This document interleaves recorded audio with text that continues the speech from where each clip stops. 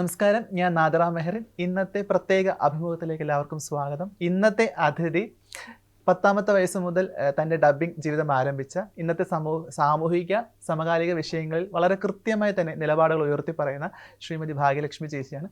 സ്വാഗതം ഭാഗ്യലക്ഷ്മി ചേച്ചി.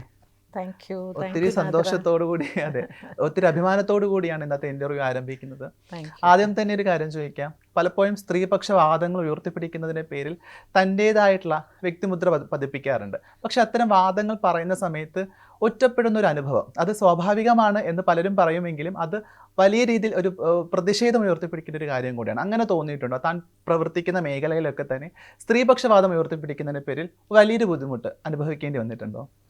അത് ചെറുപ്പം മുതൽ തന്നെ ഞാൻ ഫേസ് ചെയ്തിട്ടുള്ളൊരു കാര്യമാണ്. കാരണം ഈ സിനിമയിൽ ജോലി ചെയ്യുന്നത് കൊണ്ട് തന്നെ വളരെ ചെറിയ കുട്ടിയായിരിക്കുമ്പോൾ വന്നു, പിന്നീട് ടീനേജിലേക്ക് പോയി.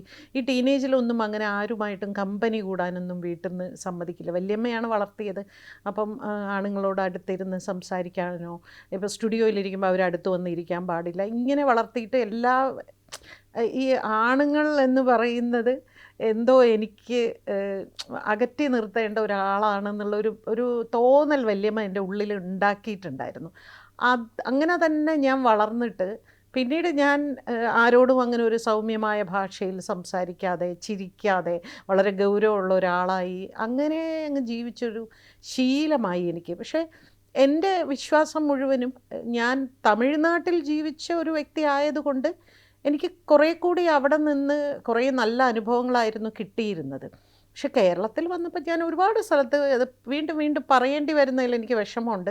ഇവിടെ വന്നപ്പോൾ ആ വിശ്വാസമെല്ലാം ശരിയായിരുന്നു, വല്യമ്മ പറഞ്ഞു തന്നത് ശരിയായിരുന്നു എന്ന് എനിക്ക് തോന്നിയിരുന്നു. കാരണം ഏറ്റവും അധികം മോശമായ വാക്കുകൾ കൊണ്ട് വിമർശനം കേട്ട് വളർന്ന ഒരാളാണ് ഞാൻ. എൻ്റെ ബാല്യം, കൗമാരം, യൗവനം എല്ലാം തന്നെ വളരെ മോശമായ, നമ്മളെന്താ പറയുക, കുറച്ച് വെളുത്തിരിക്കുന്നു എന്ന്, പിന്നെ കുറച്ച് വെൽ ഡ്രസ്ഡ് ആയിരിക്കുന്ന ഒരു വ്യക്തി എന്നുള്ള നിലയ്ക്ക് വളരെ ഈസി ആയിട്ട് നമ്മളെക്കുറിച്ച് എന്തും പറയാം ആളുകൾക്ക്. പ്രത്യേകിച്ച് നല്ല തിരക്കുള്ള ഒരു വ്യക്തിയും കൂടെ ആകുമ്പോൾ. ഞാൻ ഒരുപാട് സിനിമകൾ അന്ന് ഒരു വർഷത്തിൽ 100, 120, 140 സിനിമകൾ ചെയ്യുമ്പോൾ ഈ പറയുന്ന ഒരു വെളുത്ത് പ്രസൻറ്റബിളായിട്ടുള്ള വെൽ ഡ്രസ്ഡ് ആയിട്ടുള്ള ഒരു പെൺകുട്ടി, ആ പെൺകുട്ടിയെക്കുറിച്ച് ഏറ്റവും ഈസി ആയിട്ട് പറയാൻ പറ്റുന്നതാണ് അപവാദം എന്ന് പറയുന്നത്. അത് കേൾക്കും തോറും നമ്മുടെ ഉള്ളിലുള്ള ഈ അറഗൻസ് കൂടി വരുമ്പോൾ നമ്മൾ കൂടുതൽ ചെറുത്ത് നിൽക്കാനുള്ളൊരു ശ്രമം നടത്തും.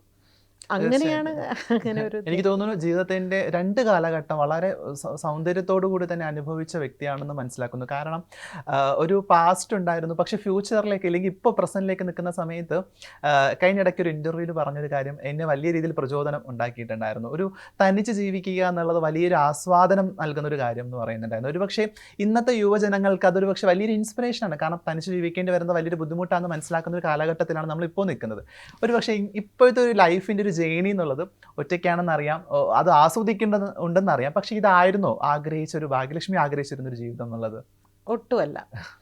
ഒരു എനിക്ക് തോന്നുന്നു ഒരു 2000 വരെയൊക്കെ ഈ മറ്റുള്ളവരെ ആശ്രയിച്ച് ജീവിക്കുന്ന ഒരു സാധാരണ വ്യക്തി തന്നെയായിരുന്നു. പിന്നെ അപ്പോൾ 2000 പെട്ടെന്ന് ഈ ഒറ്റയ്ക്ക് എന്ന് വെച്ചാൽ അന്ന് കുട്ടികളുണ്ട്, കുട്ടികൾ ചെറിയ കുട്ടികളായിരുന്നു. മൂത്താൾ 9th സ്റ്റാൻഡേർഡും ചെറിയ ആൾ 6th സ്റ്റാൻഡേർഡും. അപ്പോഴും കുട്ടികൾ കൂടെ ഉണ്ടല്ലോ എന്നുള്ളൊരു ആത്മവിശ്വാസം അല്ലെങ്കിൽ ഒരു ധൈര്യം ഉണ്ടായിരുന്നു. പക്ഷേ അവരൊക്കെ പിന്നെ കോളേജൊക്കെ ആയി പെട്ടെന്ന് ഒരു സുപ്രഭാതത്തിൽ അങ്ങ് പോയപ്പോൾ വല്ലാതെ അങ്ങ് ശരിക്കും തകർന്ന്, അയ്യോ ഞാൻ തനിച്ചാണോ എന്നുള്ളൊരു ഒരു ഭയമോ ഒരു സങ്കടമോ ഇൻസെക്യൂർഡോ എന്തൊക്കെയോ എനിക്ക് തോന്നിയിരുന്നു. പക്ഷെ അത് ഞാനല്ലാതെ വേറെ ആർക്കും എന്നെ പറഞ്ഞ് സമാധാനിപ്പിക്കാൻ സാധിക്കില്ല. അത് ഓവർകം ചെയ്യണമെങ്കിൽ ഞാൻ തന്നെ എന്നെ മോട്ടിവേറ്റ് ചെയ്തേ പറ്റൂ. അങ്ങനെയാണ് ഞാൻ സത്യത്തിൽ ഡ്രൈവിംഗ് തുടങ്ങിയത്. അപ്പം ഞാൻ മറ്റു പലരോടും ഒറ്റയ്ക്ക് ജീവിക്കാൻ തീരുമാനിച്ച, അല്ലെങ്കിൽ ദാമ്പത്യത്തിൽ നിന്ന് അവരുടേതായിട്ടുള്ള പ്രശ്നങ്ങൾ കാരണം പുറത്തേക്ക് വന്നവരോടല്ല ഞാൻ ആദ്യം പറയുന്നത്, ഡ്രൈവ് ചെയ്യുമ്പോൾ നമുക്ക് ഒരു വല്ലാത്തൊരു ഊർജം വരും. നമുക്ക് ഞാൻ തനിയെയാണ് ഒരു കാർ ഓടിച്ച് കൊണ്ടുപോകുന്നത്. അപ്പോൾ ഒരു തനിച്ച് കാർ ഓടിക്കുന്ന ഒരാൾക്ക് എന്തുകൊണ്ട് സ്വന്തം ജീവിതം തനിയെ കൊണ്ടുപോയിക്കൂടാ എന്നൊരു ആത്മവിശ്വാസം നമുക്ക് ആ ഡ്രൈവ് ചെയ്യുമ്പോൾ നമുക്ക് തോന്നും. നമ്മൾ ഒരുപാട് കാര്യങ്ങൾ ചെയ്തുകൊണ്ടാണ് ഡ്രൈവിംഗ് ചെയ്യുന്നത് തന്നെ. നമ്മളുടെ ശ്രദ്ധ പല വഴിക്കും നമ്മളിങ്ങനെ പോയിക്കൊണ്ടിരിക്കും. ബാക്കിൽ, ഫ്രണ്ടിൽ, സൈഡിലൊക്കെ നോക്കും. അങ്ങനെ ഞാൻ എന്നെ തന്നെ മോട്ടിവേറ്റ് ചെയ്താണ് ഞാൻ തനിയെ ജീവിക്കാനുള്ള ഒരു ഊർജം ഉണ്ടാക്കിയെടുത്തത്. ആ ഊർജം ഒരു പക്ഷേ കാണുന്ന പ്രേക്ഷകർക്കടക്കം, ഇല്ലെങ്കിൽ മുൻപ് നടത്തിയ പരാമർശം എനിക്കടക്കം വലിയൊരു പ്രചോദനം ഉണ്ടായിട്ടുണ്ടെന്നുള്ളതാണ്. പിന്നെ നമ്മൾ നേരത്തെ പറഞ്ഞ പോലെ സ്ത്രീപക്ഷപാതം ഉയർത്തിപ്പിടിക്കുന്ന ആശയങ്ങൾ പലവട്ടം സാമൂഹ്യ മാധ്യമങ്ങൾ അടക്കം, ഇല്ലെങ്കിൽ താൻ പ്രവർത്തിക്കുന്ന എല്ലാ മേഖലകളിലും കൃത്യമായി തന്നെ നിലപാട് പറയുന്ന ഒരാളായിരുന്നു. പക്ഷേ മുൻപ് പറഞ്ഞ ഏതെങ്കിലും നിലപാട് പിന്നീട് ഒരു കുറ്റബോധം ഉണ്ടാക്കുന്ന ഒരു കാര്യമായിട്ട് മാറിയിട്ടുണ്ടായിരുന്നു? നിലപാട് എൻ്റെ നിലപാട് എപ്പോഴും ഒന്ന് തന്നെയാണ്. പക്ഷെ പലപ്പോഴും നമ്മളിപ്പോൾ ചില സ്ത്രീകൾക്ക് വേണ്ടി നമ്മൾ ഒരു നിലപാടെടുക്കുമ്പോൾ പിന്നീട് അത് വേണ്ടിയിരുന്നില്ല എന്ന് തോന്നാറുണ്ട്. ഇപ്പോൾ തന്നെ നമ്മൾ കണ്ടുകൊണ്ടിരിക്കുന്ന സമകാലിക വിഷയമാണ് അമ്മ അസോസിയേഷൻ. അതെ അതെ, അതിൽ അമ്മ അസോസിയേഷനിൽ മുൻപ് സ്ത്രീകൾ നേതൃത്വത്തിൽ വരട്ടെ എന്ന് ആഗ്രഹിച്ച് അതിനെ ഉയർത്തിപ്പിടിക്കുന്ന രാഷ്ട്രീയം വളരെ വ്യക്തമായിട്ട് പുറത്തു പറഞ്ഞ ഒരാളാണ് ഭാഗ്യലക്ഷ്മി. അതിൽ പ്രവർത്തിക്കുന്ന ഒരാളായിരുന്നില്ല, അംഗമായിരുന്നില്ല, എങ്കിൽ പോലും തൻ്റെ നിലപാട് വ്യക്തമായിട്ട് പറയുന്നുണ്ടായിരുന്നു. പക്ഷേ ആ നിലപാടിൽ വലിയൊരു തിരുത്തൽ വേണ്ടി വന്നിരുന്നു എന്നുള്ളത് നമുക്ക് ഇപ്പോഴത്തെ ഒരു അവസ്ഥ നോക്കുന്ന സമയത്ത് അത് ഉയർത്തിപ്പിടിച്ച എല്ലാവർക്കും വലിയ ബുദ്ധിമുട്ടായിട്ട് തോന്നിയിട്ടുണ്ടായിരുന്നു. ഒരു പക്ഷേ ആ നേതൃത്വം വലിയൊരു പരാജയമായിട്ട് ഇപ്പം തോന്നുന്നുണ്ടോ? തീർച്ചയായിട്ടും അവർ മുൻപും ഇപ്പോഴും അങ്ങനെ തന്നെയാണ്. അവർക്ക് നേതൃസ്ഥാനത്ത് വരിക എന്നുള്ളതിനേക്കാൾ അവരുടെ നിലപാടുകൾ എന്ന് പറയുന്നത് എപ്പോഴും സ്ത്രീകൾക്കെതിരെ തന്നെയാണ് എന്നുള്ളത് അവർ വീണ്ടും വീണ്ടും ബോധ്യപ്പെടുത്തുകയാണ്. അപ്പം നമ്മൾ അവർക്ക് വേണ്ടി സംസാരിച്ചതൊക്കെ പാഴായിപ്പോയി എന്നൊരു തോന്നൽ എൻ്റെ ഉള്ളിലുണ്ട്. കാരണം അവരിനി ഏത് സീറ്റിലിരുന്നാലും അവർ ഇങ്ങനെ തന്നെ ആയിരിക്കും. അവർ ഒരിക്കലും സ്ത്രീകളോടൊപ്പം ആയിരിക്കില്ല എന്നെനിക്ക് ബോധ്യം വന്നപ്പോൾ ഒരു ചെറിയ വേണ്ടായിരുന്നു, അങ്ങനെ സംസാരിക്കണ്ടായിരുന്നു എന്ന് തോന്നി. കുറേ കൂടി അവരോട്, അതായത് ഇതിനു മുമ്പ് ഇരുന്ന ഭരണസമിതിയോട് നമുക്ക് കുറച്ചുകൂടി അത് സംസാരിച്ച് മനസ്സിലാക്കിപ്പിക്കാമായിരുന്നു. കാരണം എന്തൊക്കെ പറഞ്ഞാലും ആ സംഘടന ഇത്ര ശക്തമാകാനും ഇത്രയേറെ സാമ്പത്തികമായി മുന്നിൽ നിൽക്കാനും കാരണക്കാർ ഈ പറഞ്ഞ കഴിഞ്ഞ ഭരണസമിതിയിലുള്ള, പ്രത്യേകിച്ച് നമ്മളിപ്പോൾ പേര് പറയുകയാണെങ്കിൽ എടുത്ത് പേര് പറയണം, മമ്മൂട്ടി മോഹൻലാലിനെ കൊണ്ട് തന്നെയാണ് ആ സംഘടന ഇത്രയും ശക്തി ഉണ്ടായത്, അതായത് സാമ്പത്തിക ശക്തി ഉണ്ടായത്. അപ്പോൾ അവിടെ അവരോടൊപ്പം സ്ത്രീകൾ നിന്നിട്ട് പോലും അതിജീവിതയുടെ വിഷയമാണെങ്കിലും ഏത് വിഷയത്തിലും വേണ്ട രീതിയിലുള്ള എന്താ പറയുക അഭിപ്രായം അല്ലെങ്കിൽ നിലപാടുകൾ ഇവരാരും തന്നെ എടുത്തില്ല. അപ്പോൾ ഒരു പക്ഷേ നമ്മൾ വിചാരിച്ചു അവർ നേതൃസ്ഥാനത്ത് ഇല്ലാത്തത് കൊണ്ടാണ് എന്ന് ഞാൻ തെറ്റിദ്ധരിച്ചു. പക്ഷേ അങ്ങനെയല്ല, അവർ നേതൃസ്ഥാനത്ത് വന്നാലും അവർ ഇങ്ങനെ തന്നെയാണ് എന്നിപ്പോൾ മനസ്സിലായപ്പോൾ ഒരു വിഷമം. വലിയൊരു പഴഞ്ചൊല്ല് പുറമെ ബാക്കി നിൽക്കുന്നു എന്നുള്ളതാണ്. സ്ത്രീകളുടെ ശത്രു എപ്പോഴും സ്ത്രീകളായിരിക്കും എന്നുള്ളൊരു തോന്നൽ സമൂഹം പലവട്ടം പറഞ്ഞിട്ടുണ്ട്.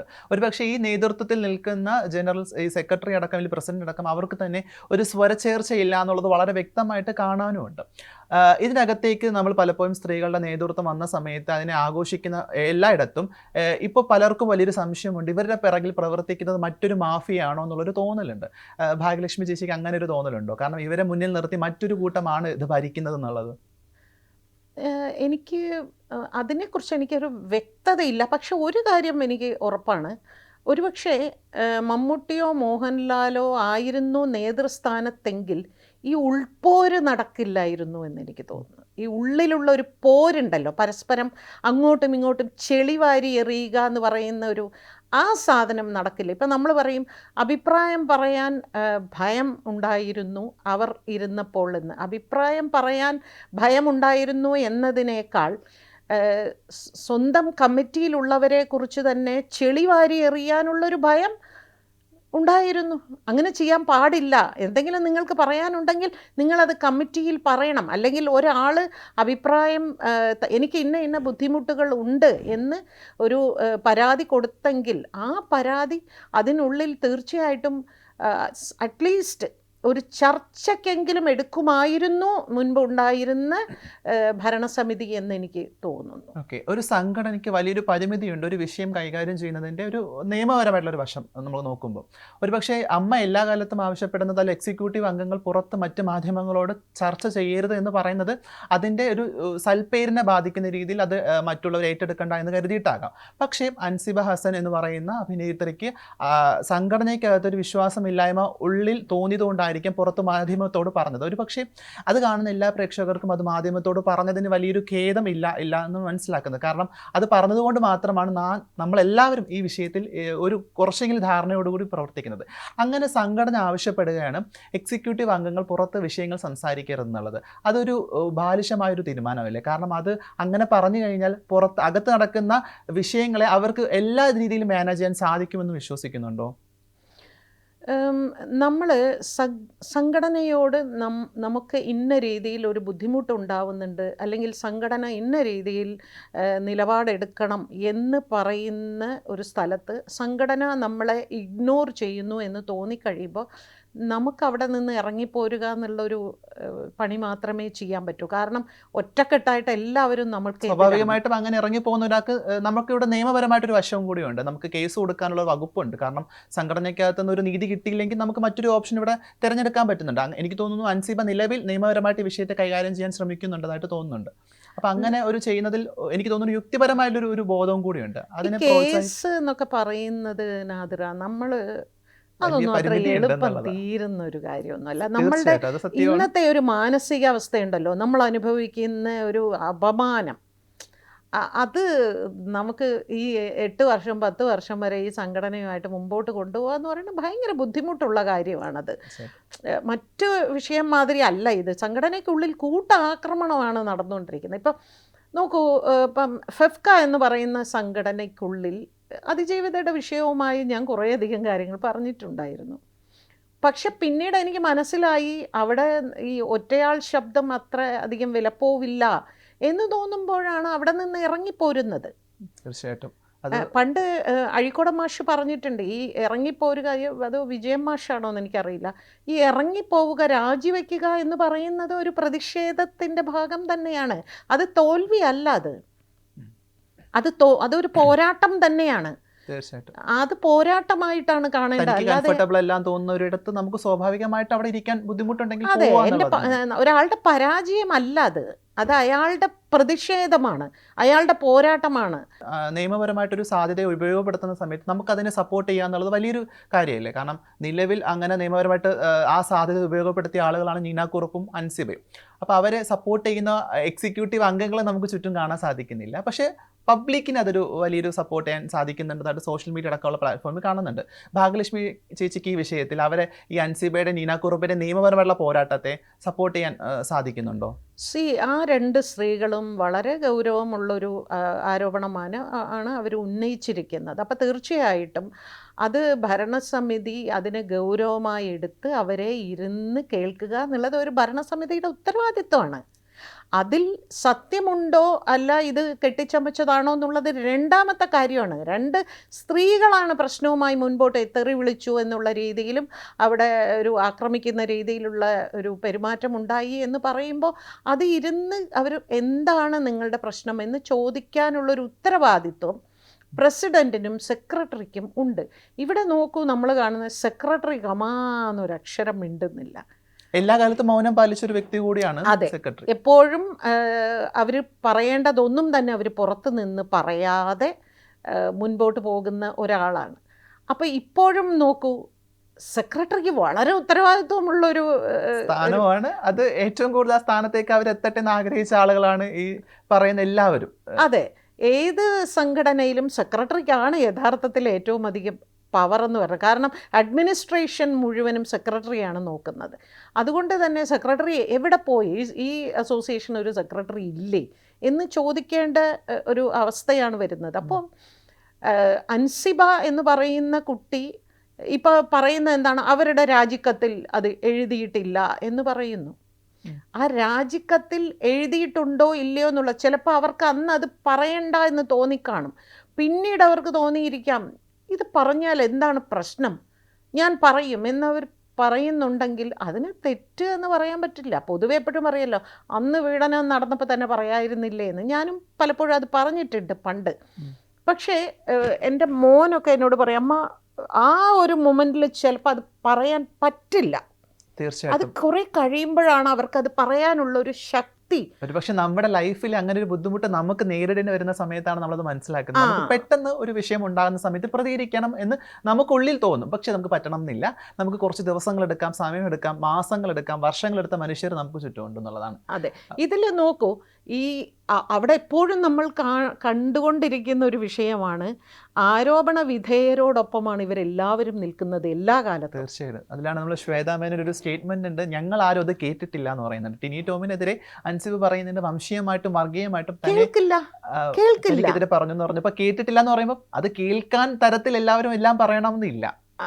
അത് മാത്രമല്ല, ഇനി കേട്ടാലും ഞാൻ കേട്ടില്ല എന്ന് പറയാൻ ഭയങ്കര എളുപ്പമാണ് അല്ലേ? നമ്മൾ പറയല്ലോ, ഉറങ്ങുന്നതും ഉറക്കം നടിക്കുന്നതും ഇത് രണ്ടും ഒരാൾക്ക് ചെയ്യാൻ പറ്റും. തീർച്ചയായിട്ടും. അപ്പോൾ ഇവർ ഉറക്കം നടിച്ചതാണോ? ഒരാൾ കേട്ടില്ല എന്ന് പറഞ്ഞാൽ എന്ത് ചെയ്യാൻ പറ്റും? ഇപ്പോൾ നേരത്തെ നാദിറ പറഞ്ഞല്ലോ, ഈ കേസുമായി മുമ്പോട്ട് പോകുമ്പോഴും ഇതെല്ലാം കോടതിയിൽ വിഷയമാണ്. തീർച്ചയായിട്ടും. ഞാൻ കേട്ടില്ല അല്ലേ? ഇതെല്ലാ വിഷയത്തിലും സംഭവിക്കാറുണ്ട്. ഇപ്പോൾ ഒരു ലൈംഗികമായി പീഡിപ്പിക്കപ്പെട്ട ഒരു പെൺകുട്ടിയെ ആ വിഷയം അറിഞ്ഞാലും അവൾ എന്നോട് സംസാരിച്ചു, അന്ന് അവൾ സങ്കടപ്പെട്ടു, ഇല്ല എന്ന് പറഞ്ഞാൽ എന്ത് ചെയ്യാൻ പറ്റും? തീർച്ചയായിട്ടും. സോ ഇതെല്ലാം ഈ കേസുമായി മുൻപോട്ട് പോകുന്ന ആളെ ബാധിക്കുന്ന ഒരു വിഷയം തന്നെയാണ്. സോ അവിടെ നിന്ന് അവൾക്ക് ചെയ്യാൻ പറ്റുന്നത് നിലപാടെടുത്ത് അവിടെ നിന്ന് വ്യക്തമായിട്ട് പറയാനുള്ളത് പറഞ്ഞ് എനിക്കിത് വേണ്ടാന്ന് പറഞ്ഞ് ഇറങ്ങിപ്പോവുക. അതിൽ അവൾക്കുണ്ടാകാൻ പോകുന്ന, ഈ രണ്ടു പേർക്ക് ഉണ്ടാകാൻ പോകുന്ന നഷ്ടം വളരെ വലുതായിരിക്കും. പക്ഷേ എങ്കിലും നിലപാടെടുക്കുക എന്നുള്ളതാണ് ഏറ്റവും വലിയ കാര്യം അല്ലേ? അത് വേണം.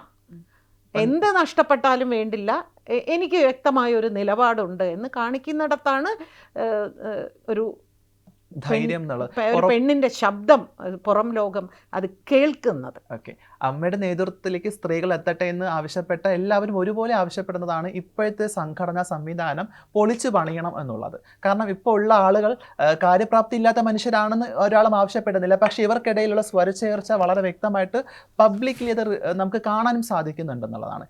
ഭാഗ്യലക്ഷ്മി ചേച്ചി നോക്കി കാണുന്ന സമയത്ത് ഇപ്പോഴത്തെ സംഘടനാ സംവിധാനം അല്ലെങ്കിൽ ഇപ്പോൾ ഇരിക്കുന്ന ആളുകളൊക്കെ തന്നെ മാറ്റി മറ്റൊരു പുതിയൊരു ഭരണസമിതി വരട്ടെ എന്ന് ആഗ്രഹിക്കുന്നുണ്ടോ? അല്ല, ഇവർക്ക് ഒരു അനുഭവക്കുറവ് നന്നായിട്ട് ഫീൽ ചെയ്യുന്നുണ്ട്.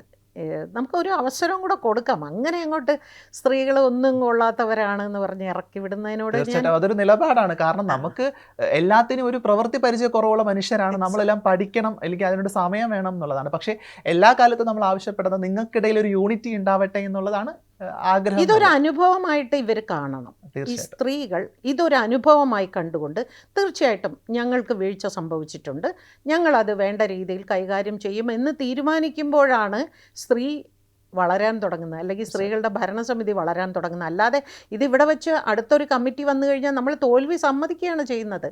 അതെ, ഞങ്ങളെ കൊണ്ട് പറ്റില്ല, അതുകൊണ്ട് നിങ്ങൾ തന്നെ ഏറ്റെടുത്തോളൂ എന്ന് പറയുന്നത് ഒരു നല്ല പ്രവണതയായിട്ട് എനിക്ക് തോന്നുന്നില്ല. ഈ നിലപാട് വളരെ വ്യക്തമായിട്ട് ഇഷ്ടപ്പെട്ടു എന്നുള്ളതാണ്. കാരണം അങ്ങനെ പറഞ്ഞ മനുഷ്യരെ ഞാൻ കണ്ടിട്ടില്ല, വളരെ ചുരുക്കമാണ്. പക്ഷേ ഈ നിലപാട് വലിയ രീതിയിൽ നമുക്ക് സ്വാഗതം ചെയ്യാൻ പറ്റുന്ന ഒരു കാര്യം കൂടിയാണ്. ഇതൊക്കെ പറയുമ്പോഴാണ് നമ്മൾ മുൻപ് ഈ അമ്മയിൽ നിന്ന് പിരിഞ്ഞുപോയ കുറേ അധികം മനുഷ്യരെ തിരിച്ചു വിളിക്കുന്നു എന്ന് ഇപ്പോഴത്തെ സംഘടന ആവശ്യപ്പെടുന്നത്, ഇല്ലെങ്കിൽ അവർ പുറത്ത് പറയുകയുണ്ടായിരുന്നു. പക്ഷേ നാളിതുവരും അത്തരൊരു പ്രവർത്തനം നമ്മൾ ചുറ്റും കണ്ടിട്ടില്ല എന്നുള്ളത് വളരെ വ്യക്തമാണ്. എനിക്ക് തോന്നുന്നു അതിജീവിത അടക്കമുള്ള മനുഷ്യരെ തിരിച്ച് അവർ ഏതെങ്കിലും സംഘടന ആവശ്യങ്ങൾക്കോ പരിപാടികൾക്കോ സ്വാഗതം ചെയ്യുന്നുള്ളൊരു ആഗ്രഹം നമുക്ക് എല്ലാവർക്കും ഉണ്ടായിരുന്നു. ഏതെങ്കിലും തരത്തിൽ അമ്മ അങ്ങനെ ഒരു നിലപാടെടുത്തതായിട്ട് കണ്ടിരുന്നോ?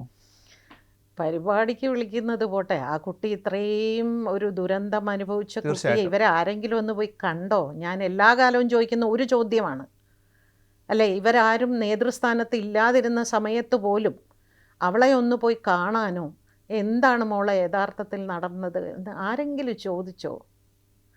നമ്മളുടെ ഇൻഡസ്ട്രിയിൽ വർക്ക് ചെയ്യുന്ന ഒരു സഹപ്രവർത്തകയല്ലേ, എന്താണ് അത് ചെയ്യാത്തത്? എന്തുകൊണ്ട് ഇവർക്ക് ആർക്കും അത് തോന്നിയില്ല? ഇവരുടെ ഈ കമ്മിറ്റി വരാൻ വേണ്ടിയുള്ള തിരഞ്ഞെടുപ്പ് നടന്ന സമയത്ത് ഒരു മെമ്മറി കാർഡിൻ്റെ ഇഷ്യൂ വന്നത് ഓർമ്മയുണ്ടോ? തീർച്ചയായിട്ടും. ആ മെമ്മറി കാർഡിൻ്റെ ഇഷ്യൂ വന്നപ്പോൾ ഞാൻ സ്വകാര്യമായിട്ട് ഞാൻ അവരോട് പറഞ്ഞതാണ്, അത് പറയൂ, അത് എടുത്തു എന്നുള്ളത് സത്യമാണ് എന്ന് ഓപ്പണായിട്ട് പുറത്ത് വന്ന് സംസാരിക്കൂ. ഇങ്ങനെ ഒളിച്ചിരിക്കുന്നത് നല്ലതല്ല. ഇതാണ് ആ മെമ്മറി കാർഡ്, നിങ്ങൾ എന്തെങ്കിലും പറഞ്ഞിട്ടുണ്ടെങ്കിൽ നിങ്ങൾ തന്നെ അത് നശിപ്പിച്ചോളൂ എന്ന് പറയുമ്പോൾ അതിൽ കുറച്ചുകൂടി ഒരു ഓപ്പൺനെസ് ഉണ്ട് അല്ലേ? തീർച്ചയായിട്ടും. അത് ഒരു കാര്യം നമ്മൾ ചോദ്യം ചോദിക്കുമ്പോൾ അതിന് ഉത്തരം പറയാതിരിക്കുക എന്ന് പറയുന്നത് അതിൻ്റെ ഉള്ളിൽ എന്തോ ഒരു കള്ളത്തരം ഉണ്ടെന്ന് നമ്മൾ തന്നെ പറയുന്നതാണ്. അപ്പോൾ എല്ലാ കാലത്തും ഇങ്ങനെ സ്ത്രീകളെ മനസ്സിലാക്കാതിരിക്കുക, സ്ത്രീകൾക്ക് വേണ്ടി ശബ്ദമുയർത്താതിരിക്കുക, സ്ത്രീകൾ പറയുന്നത് കേൾക്കാതിരിക്കുക എന്ന് പറയുന്നത് ഇവരാരും ജീവിതത്തിൽ ബുദ്ധിമുട്ടുകൾ അനുഭവിച്ച് മുകളിലേക്ക് കയറി വന്നവരല്ല. അങ്ങനെ വന്നവർക്ക് മാത്രമേ സങ്കടം പറയുന്നവനെ കേൾക്കാനുള്ള മനസ്സുണ്ടാവുള്ളൂ, അവർക്കൊപ്പം ഇരിക്കാനുള്ളൊരു മനസ്സുണ്ടാവുള്ളൂ. അതുകൊണ്ട് ഇനിയും വൈകിട്ടില്ല. ഇപ്പോൾ വ്യാപകമായി എല്ലാവരും വിമർശിക്കുന്നുണ്ട്, നിങ്ങൾ ശരിയല്ല. ഇതിപ്പോൾ എൻ്റെ വീട്ടിലാണ് അങ്ങനെ പറയുന്നതെങ്കിൽ ഞാൻ വീട് വിട്ട് ഇറങ്ങിപ്പോകുകയല്ലോ, ഞാൻ ഉള്ളിലിരുന്ന് ഞാൻ ആലോചിക്കുകയല്ലേ ചെയ്യുക, ശരിയാ എവിടെയാണ് എനിക്ക് തെറ്റുപറ്റിയത്, ഞാനത് തിരുത്തും എന്ന് ചിന്തിച്ച് അത് തിരുത്തി ഇനിയുള്ള ഒരു വർഷം കൂടി ഒടുവിൽ ഇവരെ കൊണ്ട് തന്നെ പറയിപ്പിക്കണം, ഈ അംഗങ്ങളെ കൊണ്ട്, ഈ ഭരണസമിതി തന്നെ ഞങ്ങൾക്ക് മതി എന്ന് പറയിപ്പിക്കുകയാണ് യഥാർത്ഥത്തിൽ ഈ സ്ത്രീകൾ ചെയ്യേണ്ടത്. തീർച്ചയായിട്ടും. അത്തരമൊരു വിഷയം സംസാരിക്കുമ്പോഴാണ് ഫെഫ്കെ എന്നുള്ള സംഘടനയിൽ നിന്ന് ഈ പറഞ്ഞ അതിജീവിതയ്ക്കെതിരെ പ്രവർത്തിച്ചിരുന്ന ഒരാളെ അവർ തിരിച്ചെടുക്കുന്നു എന്ന് പറഞ്ഞ സമയത്ത് അവിടെ നിന്ന് പുറത്തേക്ക് വന്ന് ആ പ്രതിഷേധം കൃത്യമായി രേഖപ്പെടുത്തിയത്. ഒരുപക്ഷെ ആക്രമിക്കപ്പെടുന്ന മനുഷ്യനെ ചേർത്ത് പിടിക്കാൻ ഒരു കൂട്ടം മനുഷ്യർ ചുറ്റുമുണ്ട് എന്നുള്ളത് വലിയ രീതിയിൽ നമ്മളെ ബുദ്ധിമുട്ടിക്കുന്നുണ്ട് അല്ലേ?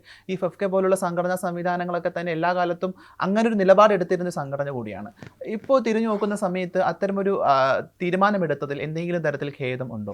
ഇല്ല, ഒരിക്കലുമില്ല. ഞാനത് ഇപ്പോഴും ഞാൻ ആ നിലപാടിൽ ഉറച്ചു നിൽക്കുന്നു. ഞാൻ ആ എടുത്ത തീരുമാനം വളരെ എന്താ പറയുക, ഞാൻ എൻ്റെ മനസ്സുകൊണ്ട് എടുത്തൊരു തീരുമാനമാണ്. അതിൽ ഞാൻ ഉറച്ചു നിൽക്കുന്നു. എനിക്കതിൽ യാതൊരു മനമാറ്റവും ഇല്ല, ഞാനതിൽ ദുഃഖിക്കുന്നുമില്ല. ഇനി വീണ്ടും ഒരു കയറ്റവും എൻ്റെ ഭാഗത്തു നിന്നുണ്ടാവില്ല. അങ്ങനെ ഞാൻ വീണ്ടും അവർക്ക് വേണ്ട എന്നെ, അത് വേറെ കാര്യം. ഇൻ കേസ് അങ്ങനെ വരികയാണെങ്കിൽ തന്നെ ഞങ്ങൾ അവളോടൊപ്പമാണ് എന്ന് പറയുകയും അവനോടൊപ്പം സഞ്ചരിക്കുകയും ചെയ്യുന്ന അവരുടെ കൂടെ എനിക്ക് സഞ്ചരിക്കാൻ അല്പം ബുദ്ധിമുട്ട്. തീർച്ചയായിട്ടും. ഈ പറഞ്ഞ 100-ൽ പരം, അല്ലെങ്കിൽ നമ്പർ എനിക്ക് വളരെ വ്യക്തമായിട്ട് അറിയില്ല, എങ്കിൽ പോലും അത്രയും സിനിമകളുടെ ഭാഗമായിട്ട് പ്രവർത്തിച്ച ഭാഗ്യലക്ഷ്മി ചേച്ചിക്ക് അതിജീവിത വിഷയം എത്തിയ സമയത്ത് അതിൽ അതിജീവിതയ്ക്കൊപ്പം നിന്നതിൻ്റെ പേരിൽ ഏതെങ്കിലും തരത്തിൽ തൻ്റെ അവസരങ്ങൾക്ക് വലിയൊരു കുറവ് സംഭവിച്ചതായിട്ട് തോന്നിയിട്ടുണ്ടോ? ഇല്ലെങ്കിൽ താൻ ഇവിടെ ഒറ്റപ്പെടുന്നു എന്നുള്ള രീതിയിൽ എന്തെങ്കിലും തോന്നാൻ? അതിന് നമുക്ക് രണ്ട് രീതിയിൽ കാണാം. ഞാനങ്ങനെ എന്നെ ഇവരെല്ലാവരും കൂടി ഇല്ലാതെയാക്കി എന്ന് പറയുമ്പോൾ അത് അവർ വിജയിക്കുന്നതായിട്ടും ഞാൻ പരാജയപ്പെടുന്നതായിട്ടും വേണമെങ്കിൽ എടുക്കാം.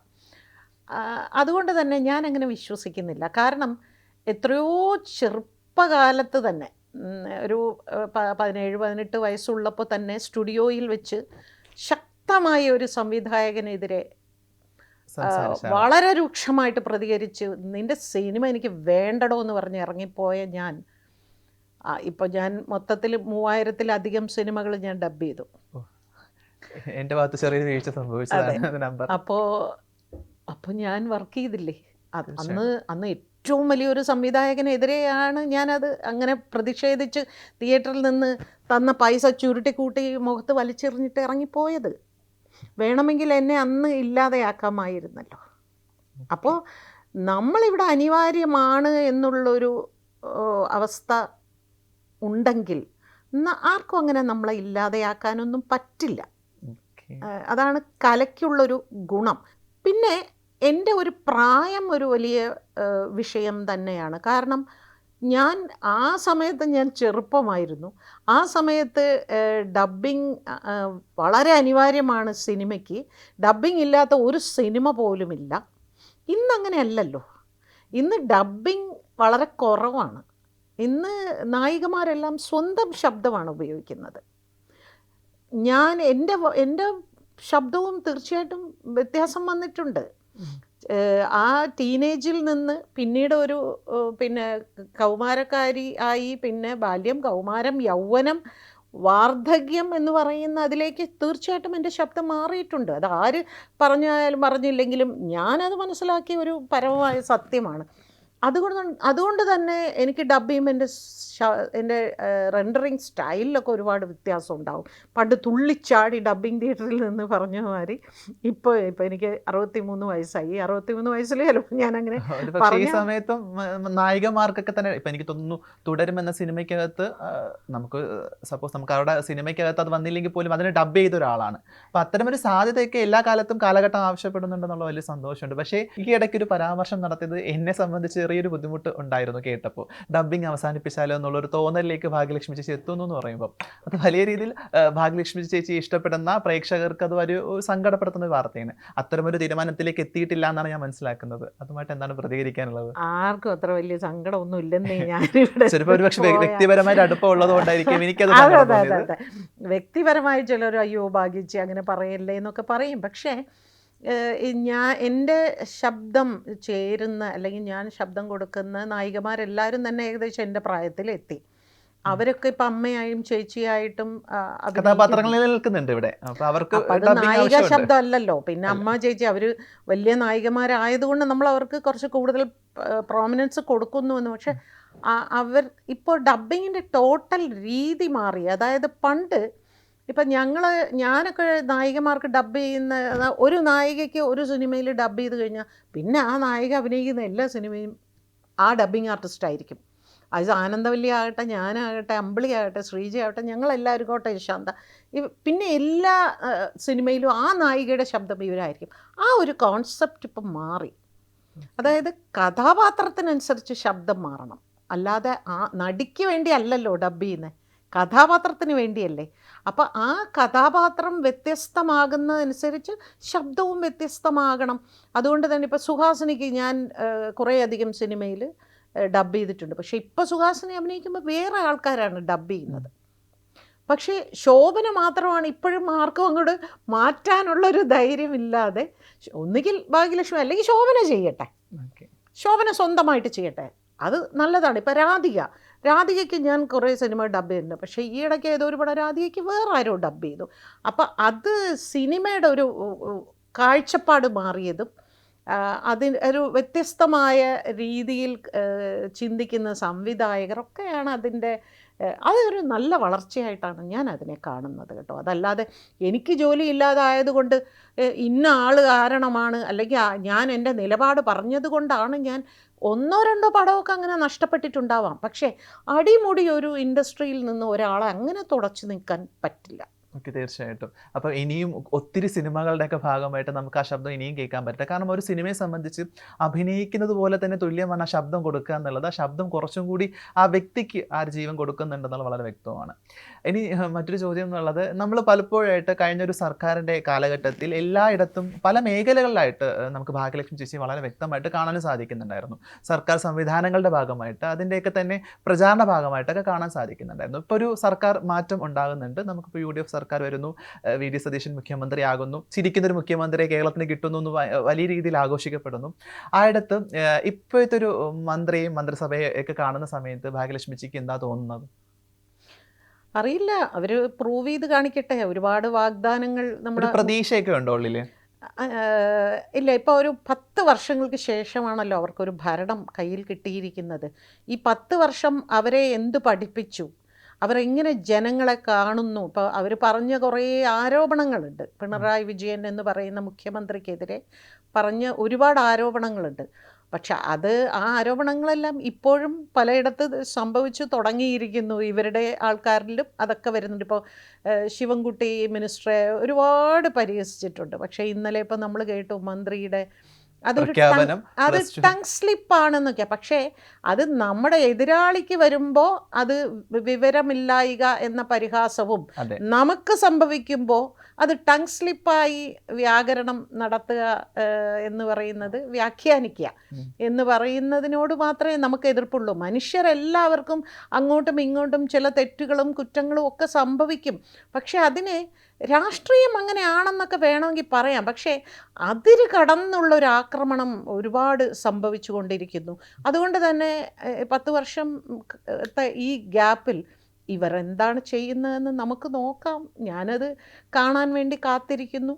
ഇത് പറയുമ്പോഴാണ് കഴിഞ്ഞ 10 വർഷം LDF സർക്കാർ ഭരണ സമയത്ത് അതിജീവിതയായിരുന്ന വ്യക്തിക്കൊപ്പം നിന്ന ഒരു സർക്കാർ സംവിധാനവും സർക്കാരിനെ നമുക്ക് കാണാൻ സാധിച്ചിട്ടുണ്ടെന്നുള്ളതാണ്. പക്ഷേ UDFിൻ്റെ കാര്യത്തിൽ പറയുവാണെങ്കിൽ ഇപ്പോൾ ഈ രാഹുൽ മങ്കൂട്ട് അടക്കമുള്ള ആളുകൾ ഈ പറഞ്ഞ പ്രതിപട്ടികയിൽ വന്ന സമയത്തും അതിനെ ഒഴിവാക്കുകയും പിന്നീട് അതിനെ ചേർത്ത് പിടിക്കുന്ന ഒരു പശ്ചാത്തലം നമ്മൾ കാണുന്നുണ്ടായിരുന്നു. ഈ പറഞ്ഞ കണക്ക് കോൺഗ്രസിൻ്റെ ഈ പറഞ്ഞ സത്യപ്രതിജ്ഞയുടെ വേദിയിൽ അതിൽ ആരോപിക്കപ്പെട്ട ഒരു സ്ത്രീ വളരെ രീതിയിൽ സാമൂഹ്യപരമായിട്ട് ആക്രമിക്കപ്പെട്ടു, കൂകി വിളിച്ചാണ് അവിടുത്തെ പ്രതിഷേധം അവിടുത്തെ പ്രവർത്തകർ നടത്തിയത്. അത് വലിയ രീതിയിൽ കാണുന്ന കേരള സമൂഹത്തിന് വലിയൊരു ബുദ്ധിമുട്ടുണ്ടാക്കുന്നുണ്ടായിരുന്നു. അപ്പം ഈ UDFിൻ്റെ ഒരു കാലഘട്ടം വരുന്ന സമയത്ത് അതിജീവിതമാർക്കൊപ്പം നിൽക്കും എന്നുള്ളൊരു വിശ്വാസക്കുറവ് നമുക്ക് എല്ലാ കാലത്തും ഈ തുടക്കത്തിൽ ഈ വിഷയം തന്നെ ഉണ്ടായിട്ടുണ്ടെന്നുള്ളതാണ്.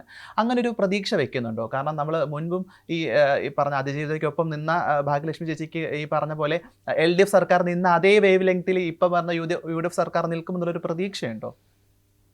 പ്രതീക്ഷിക്കാമല്ലോ, പ്രതീക്ഷിക്കുന്നതിന് തെറ്റില്ലല്ലോ. നടക്കുമോ നടക്കില്ല എന്നുള്ളത് നമുക്ക് നോക്കാം. പക്ഷേ ഞാൻ ആഗ്രഹിക്കുന്നു, ഞാൻ പ്രതീക്ഷിക്കുന്നു. കാരണം ബാധിക്കപ്പെട്ട ഒരു പെൺകുട്ടിയാണ് അവിടെ നിൽക്കുന്നത്. അവളോടൊപ്പം ഒരു സർക്കാർ നിൽക്കുമ്പോൾ മാത്രമാണ് ആ സർക്കാരിനോട് ജനങ്ങൾക്ക് വിശ്വാസമുണ്ടാകാൻ പോകുന്നത്. അത് കോടതി തീരുമാനിക്കട്ടെ എന്ന് നമുക്ക് പറയാം. പക്ഷെ കോടതി തീരുമാനിക്കുന്നതിന് മുൻപ് 100% നിനക്ക് ഞങ്ങളുണ്ട് എന്ന് അവളോട് പറയാൻ ഉത്തരവാദിത്വമുണ്ട് സർക്കാരിന്. അത് ഈ ഒരു പെൺകുട്ടിയുടെ വിഷയത്തിൽ മാത്രമല്ല, ഏത് ഒരു പെൺകുട്ടിയും ഇങ്ങനെ ഒരു മാനസികാവസ്ഥയിൽ കടന്നു പോകുന്ന ഒരു പെൺകുട്ടിയാണെങ്കിൽ, അതിന് സ്വന്തം പാർട്ടിക്കുള്ളിലുള്ള വ്യക്തിയാണെങ്കിൽ പോലും ആ വ്യക്തിക്കെതിരെ നടപടിയെടുക്കുക, പെൺകുട്ടിയോടൊപ്പം നിൽക്കുക എന്നുള്ളത് എന്നെ സംബന്ധിച്ച് അത് ഏത് രാഷ്ട്രീയ പാർട്ടിയാണെങ്കിലും അങ്ങനെ വേണമെന്ന് ഞാൻ ആഗ്രഹിക്കുന്നു. നമ്മുടെ പാർട്ടിയിലുള്ള ആളാണ് ഇത് ചെയ്തതെങ്കിൽ അവനോടൊപ്പം നിൽക്കുകയും, ഓപ്പോസിറ്റ് പാർട്ടിയിലുള്ള ആളാണെങ്കിൽ പ്രതിസ്ഥാനത്തെങ്കിൽ അവനോടൊപ്പം നിൽക്കുകയും എന്ന് പറയുന്നതിനോട് എനിക്ക് യോജിക്കാൻ പറ്റുന്നില്ല. അതുകൊണ്ട് തന്നെ ഞാൻ പ്രതീക്ഷിക്കുന്നു, ഞാൻ ആഗ്രഹിക്കുന്നു അവളോടൊപ്പം ഈ ഭരണകൂടം നിൽക്കണം, നമുക്ക് ആഗ്രഹിക്കാം. അതെ, ആ സമയത്താണ് നമ്മൾ ഈ മുൻപ് പറഞ്ഞ പരാമർശിച്ച പേര് രാഹുൽ മാങ്കൂട്ട് അടക്കമുള്ള ആൾക്കാർ സംരക്ഷിക്കപ്പെടുന്നതെന്നുള്ള വലിയൊരു ദയനീയമായ അതിൽ തന്നെ നോക്കൂ, ഈ ഇടക്കാല ഇപ്പോഴല്ലേ 4-5 ദിവസം മുമ്പല്ലേ ഒരു സ്ത്രീ എന്തോ രതികഥകളും എന്തോ പറഞ്ഞല്ലോ അല്ലേ, അതിജീവിതക്കെതിരെ വളരെ മോശമായ ഒരു പ്രസ്താവന ഒരു സ്ത്രീ തന്നെയാണ് നടത്തുന്നത്. അതിനെക്കുറിച്ച് ചോദിക്കുമ്പോൾ അവിടെയൊക്കെയാണ് നമുക്ക് അങ്ങനെയുള്ള ആൾക്കാർക്കെതിരെ ശക്തമായ ഒരു താക്കീതെങ്കിലും ഭരണകൂടം നൽകണമെന്നാണ് നമ്മുടെയൊക്കെ ഒരു ആഗ്രഹം, പ്രതീക്ഷ. ഓക്കെ, നമ്മൾ ഇതൊക്കെ പറയുമ്പോഴും കാലഘട്ടം കുറേ മുന്നോട്ട് സഞ്ചരിക്കുന്നുണ്ട്. ഈ പറഞ്ഞ കണക്ക് കുറച്ചും കൂടി സ്ത്രീകൾ ഇവിടുത്തെ സമൂഹത്തിൽ സേഫ് ആകുന്നുണ്ടെന്നാണ് സമൂഹം ആവശ്യപ്പെടുന്നത്. പക്ഷേ കണക്കുകൾ എടുത്തു നോക്കിക്കഴിഞ്ഞാൽ ഓരോ സമയത്തും ഓരോ മണിക്കൂറും 3 സ്ത്രീകൾ ആക്രമിക്കപ്പെടുന്ന ഒരു രാജ്യത്താണ് നമ്മളിവിടെ ജീവിക്കുന്നത്. അപ്പം നമ്മൾ പലരും സേഫ് അല്ല എന്നുള്ളത് വളരെ വ്യക്തമായിട്ട് നമുക്ക് വിസിബിളായിട്ട് കാണാനും സാധിക്കുന്നുണ്ട്. അപ്പം നമ്മളൊക്കെ പ്രവർത്തിക്കുന്ന മേഖലയിൽ നമ്മൾ എപ്പോഴും എല്ലാ കാലത്തും പ്രചോദനമായിട്ട് നിൽക്കണമെന്ന് ആഗ്രഹിക്കുന്നുണ്ട്. നമ്മളടുത്തേക്ക് ഈ പറഞ്ഞ കണക്ക് ആക്രമിക്കപ്പെട്ട സ്ത്രീകൾ വരാറുണ്ട്, സംസാരിക്കാറുണ്ട്, അവർക്കൊപ്പം നിൽക്കാറുണ്ട്, നിയമപരമായ സഹായം കൊടുക്കാറുണ്ട്.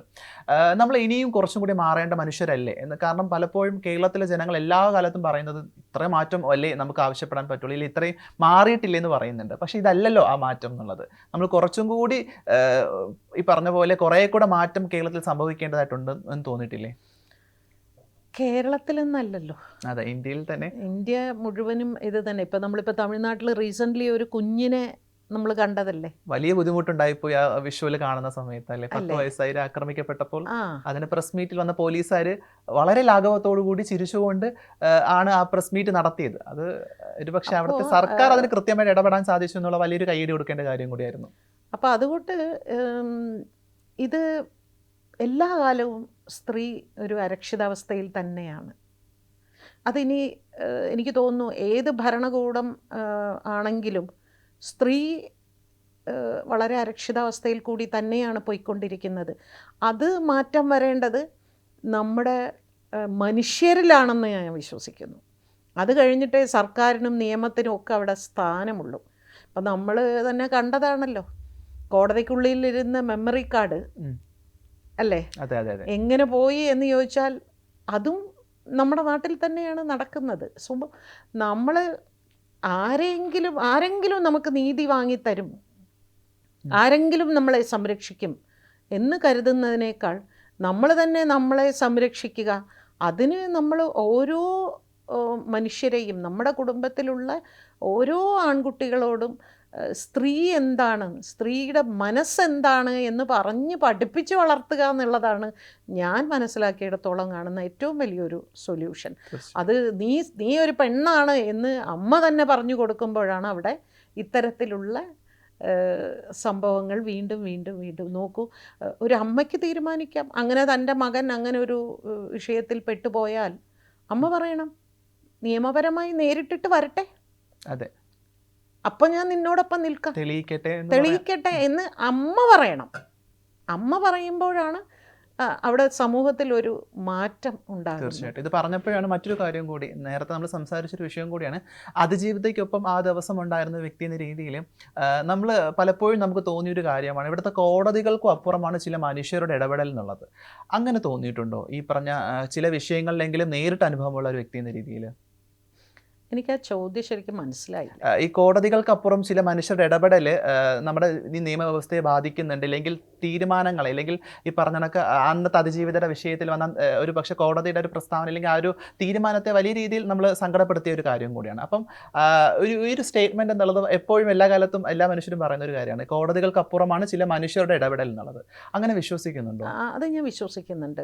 അത് ഫ്രാങ്കോ കേസിലാണെങ്കിലും അങ്ങനെ വളരെ പ്രശസ്തമായ പല വിഷയത്തിൽ നമ്മൾ സൂര്യനെല്ലി മുതൽ ഇങ്ങോട്ടെടുത്താൽ എല്ലാ കേസിലും അങ്ങനെയുള്ള ഇടപെടലുകൾ പലപ്പോഴും ഈ കുറ്റവാളി സ്ഥാനത്ത് നിൽക്കുന്നവരെ രക്ഷപ്പെടുത്തുന്നതായിട്ട് എനിക്ക് തോന്നിയിട്ടുണ്ട്. തീർച്ചയായിട്ടും. ഇനി കുറച്ച് പേഴ്സണലായിട്ട് നമുക്ക് ചില വിഷയങ്ങളോട് സംസാരിക്കാം എന്നുള്ളതാണ്. ലൈഫിൻ്റെ സന്തോഷിക്കുന്ന ഏറ്റവും നല്ല കാലഘട്ടത്തിൽ കടന്നു പോകുന്ന ഒരാളാണ്. ഇനി എന്താണ് അടുത്തൊരു സ്വപ്നം, അല്ലെങ്കിൽ അടുത്തൊരു ആഗ്രഹം, ഇങ്ങനത് ചെയ്യണം അല്ലെങ്കിൽ ഇന്നതായിരിക്കണം എന്ന് ആഗ്രഹിക്കുന്ന ഒരു കാര്യം?